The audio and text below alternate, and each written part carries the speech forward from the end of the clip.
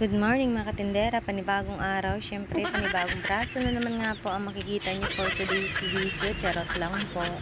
Ayan na nga mga miss, sinipag na naman ang katawang lupa ninyong tindera mag voice over.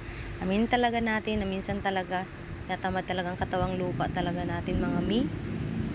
Sige lang tayo ka-video pero tamad talaga tayong mag voice over. At dahil nga po napansin ko na yung ating mga soft drinks ay nagkalat-kalat na mga mi, ayan na nga, sinipag na naman ang katawang lupa ninyong tindera mag-asikaso. Kunyari lang, dahil nga may video, charot lang po.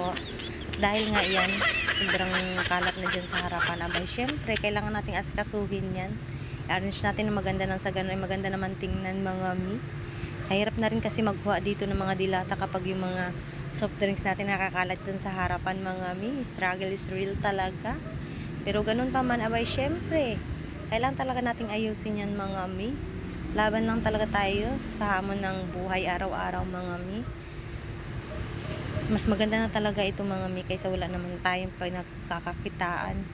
Dahil nga wala tayong pinagkakitaan, abay, wala tayong pera mga mi. Pero ganun pa man, wala talaga pera yung tindera mga mi. Dahil nga ilang araw na rin tayong hindi nakapag-grocery mga mi. Tingnan nyo naman nga po yung ating ibang lagayan dyan mga mi at yung ibang mga dilata dyan mga mi. Wala na nga po yung ibang mga dilata natin, pero ganun pa man, gusto ko kasi pa nag-grocery ako, isang groceryhan lang mga mi. Para sa ganun, isang bayad lang sa tricycle mga mi. Mahal na rin nga po pala kasi dito yung bayad mga mi sa isang sakayan mo sa tricycle mga mi. 100 nga po pala yung bayad mga mi.